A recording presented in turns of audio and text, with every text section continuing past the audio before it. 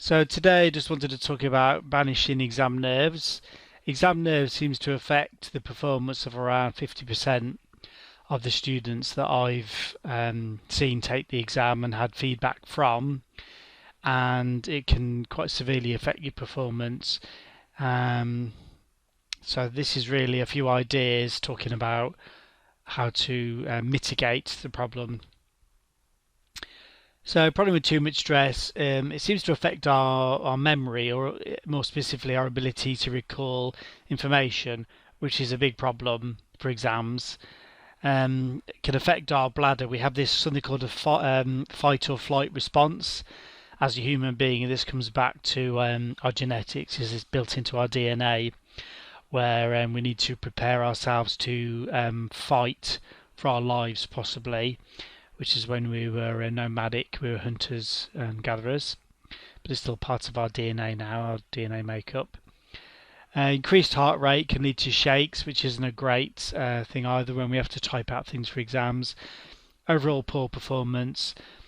Now, we don't want to completely eliminate stress because stress is actually part of normal life. We probably feel stress throughout the day for different things. And generally, it's good for focusing our attention and bringing us into the present moment. So we're not thinking about the past or the future. We're concentrating on the now, which a lot of people don't do, or certainly don't do very often. So the secret is preparation and then desensitization. And there's two parts to the process. Now, the preparation we're already going to be doing, and we know we need to prepare for the exam, obviously. Not many people turn up unprepared for exams or job interviews. So we've got your study plan, your daily study regime. I think you pronounce that differently in America, maybe regime or something like that. I'm not sure, but regime is how we pronounce it. So this is your study guide, your audio or video training, writing your notes, which we've covered in a previous presentation, really getting prepped up. So this is the preparation part, and we've had quite a lot of time spent already talking about how to prepare properly. So desensitization. So the definition is defined as the diminished emotional responsiveness to a negative, adversive, or positive stimulus after repeated exposure to it, and that's my emphasis. So we're repeating the exposure to something that causes the stress. Also occurs when an emotional response is repeatedly evoked in situations in which the action tendency that is associated with the emotion proves irrelevant or unnecessary. So this is as if you turn around a corner and somebody jumps out at you to make you jump. And then they do it again the next day, and then the next day, and at some point you'll no longer experience the emotional reaction that goes with the situation. It proves irrelevant or unnecessary because the first time it happened, you had this response where you could be in danger. And after so many times, you realise that you're not actually in danger from this particular stimulus. Now, if you went back to your car the next day and somebody jumped out from behind your car, you again might experience the original feelings. So this is a process of exposure to the stress, and then the reaction that you have actually becomes unnecessary, so you move on. So, in other words, if we repeatedly do something we find stressful, we don't find it stressful anymore. Thinking job interviews, if you've got 15 job interviews lined up for next week, you may find the first 2 or 3 stressful, and after that it will actually become a habit and something that's possibly even boring and a bit mundane because you're just going through the same process. If you have one job interview a month, you could well find it very stressful and suffer insomnia the night before and dry mouth and all of these other problems. Public speaking seems to be the biggest fear people have. And again, once you get used to doing it, it becomes quite enjoyable for many people. being in large crowds, working out in the gym, whatever you find stressful really, or other people can. And in our particular context, we're thinking about taking the exams, obviously. So what do? Obviously, we prepare, we learn all the material thoroughly. And this is important. We take a ton of practice exams. This is the missing key, which I've talked about before. And I prepare a lot of practice exams on the website, so you get used to the stress of having to apply what you learned to a question or a scenario. Do a ton of hands-on practice, so you're used to all the configuration and troubleshooting. You study so much that the topic actually becomes boring. You get to the point where you've learned it all, you've done all the labs, you've done all the theory, you've done the cram guides and study notes, and loads of questions, and you actually find it a little bit mundane. That's when you really know it. You should be able to recite all the facts and figures from memory, especially with your notes and cram guides. Now here's a bit more practical preparation.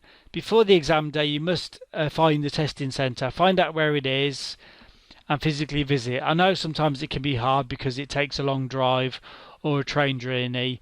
Well, that's up to you. You can take the risk, but I've certainly attended some testing centres, and they're in a block of offices, but there's 3 or 4 blocks, all under what looks like the same address. Each block has offices rented out by 5, 10, 15, 20 companies. So you've got all of these different offices to choose from. Sometimes the directions aren't very good, and then you've got to try and find the entrance. And sometimes the entrance isn't at the front, it's at another part of the building.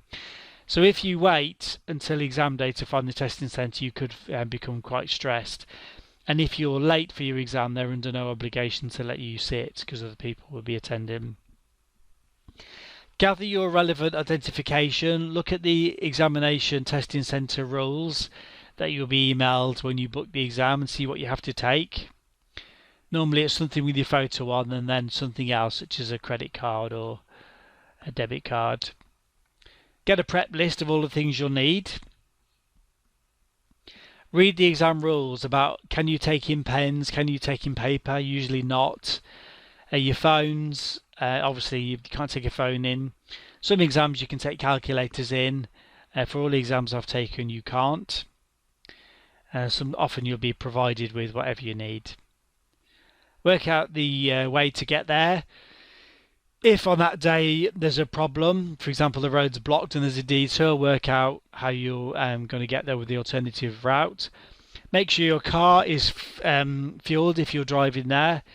Again, all of these things, if you don't do it and then you go to drive there and your car needs filling up, it's going to add to more and more stress. It's going to add delay, and these are things that you don't want to be thinking about. Before the exam, find the car parks, bus stops or train stations. So basically plan your route. Double check the exam date and time. I like to put reminders in a few days before, and then the night before, and then on the day. It may sound silly, but I've actually forgot that I've had important events because I didn't put it in my calendar. I kept it in my head.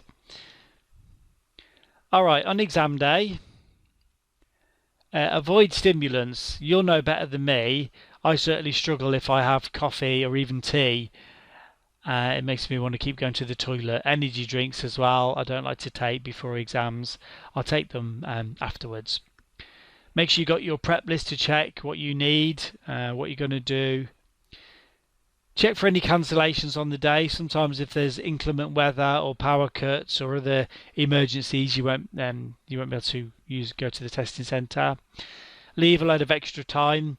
I like to find the exam testing centre, go to the door, and then find a cafe nearby and have some water or whatever.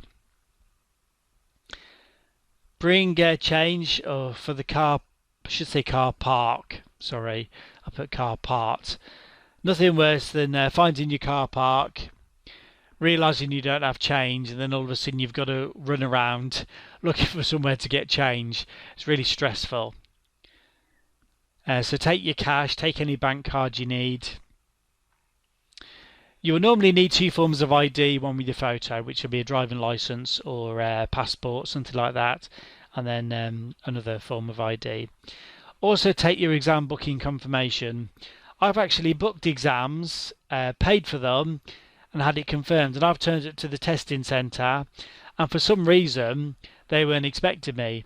And because I didn't take my confirmation with me, it caused me problems. I had to dig through emails, try and find printers at the testing centre, and it was all very stressful. So take it, which will have your testing candidate number, the date, the time, the location of your exam, and any other important information so you can prove you're paid. In the room, you'll normally have to hand over your phone actually, and you lock it in a little locker. Turn it to silent and put it in a locker. You'll normally get logged in by the invigilator for the exam, and there's normally a camera watching you. Normally, there's a little preparation exam you can take, and it will be something like the planets of the Earth, the days of the week, months of the year, so you can get used to ticking multiple choice, single answer, true, false, this kind of thing. And I like to do that. It helps settle nerves. Fill in any quiz. Normally you'll be quizzed about how you prepared for the exam, especially when you're taking Cisco. There's a timer in the screen. Keep a track of your time. For example, the CCNA exam, I think you've got 90 minutes maybe. Double check this. If you've got halfway through the exam and you've got more than half the time gone, it means you're not tracking your time properly. So make sure you do just keep a note of your time. If you don't know the answer, use your best guess. Normally you'll be able to work out one or two of the answers that are definitely incorrect, and then you're left to do your best guess principle. And I've done that plenty of times. Don't worry about it if you fail. I failed exams, and I run an IT company, and I've written quite a few best-selling IT books. So don't sweat it. I know dual CCIEs that failed. I know it's not nice. None of us want to, but it's all part of the learning. Okay, if you fail, just book to retake the exam. Fix any faults that you've learned along the way. If you pass, then make sure you celebrate. So I hope that helps. We've gone over 12 minutes here, but some important information. I'll see you on the next presentation.